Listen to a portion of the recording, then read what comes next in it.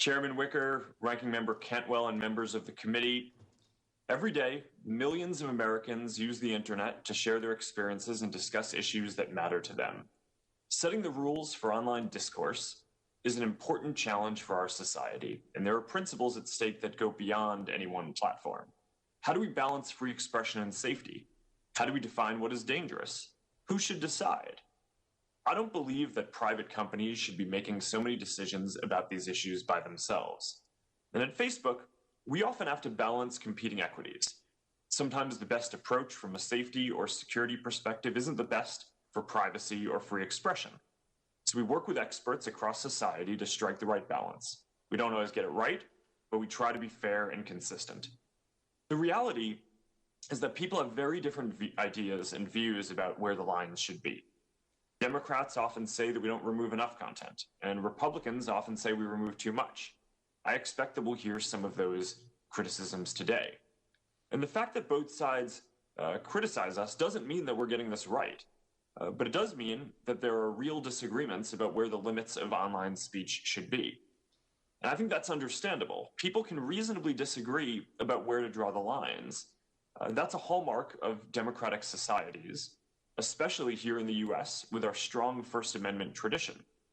But it strengthens my belief that when a private company is making these calls, we need a more accountable process that people feel is legitimate and that gives platforms certainty. At Facebook, we publish our standards and issue quarterly reports on the content that we take down. We launched an independent oversight board that can overturn our decisions, and we've committed to an audit of our content reports. But I believe Congress has a role to play too in order to give people confidence that the process is carried out in a way that balances society's deeply held values appropriately, and that's why I've called for regulation. Right now, the discussion is focused on Section 230. Some say that ending 230 would solve all of the internet's problems. Others say that it would end the internet as we know it. From our perspective, Section 230 does two basic things. First, it encourages free expression, which is fundamentally important. Without 230, platforms could potentially be held liable for everything that people say. They'd face much greater pressure to take down more content to avoid legal risk. Second, it allows platforms to moderate content. Without 230, platforms could face liability for basic moderation, like removing harassment that impacts the safety of their communities. Now, there's a reason why America leads in technology. Section 230 helped create the internet as we know it. It has helped new ideas get built and our companies to spread American values around the world, and we should maintain this advantage. But the internet has also evolved, and I think that Congress should update the law to make sure that it's working as intended. One important place to start would be making content moderation systems more transparent. Another would be to separate good actors from bad actors by making sure that companies can't hide behind Section 230 to avoid responsibility for intentionally facilitating illegal activity on their platforms. We're open to working with Congress on these ideas and more.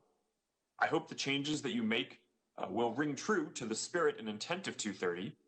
There are consequential choices to make here, and it's important that we don't prevent the next generation of ideas from being built.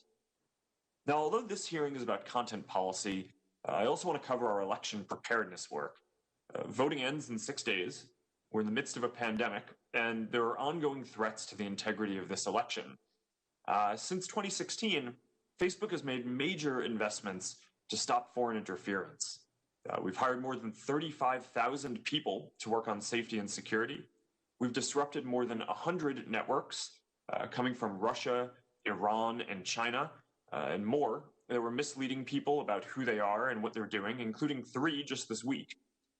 This is an extraordinary election, and we've updated our policies to reflect that.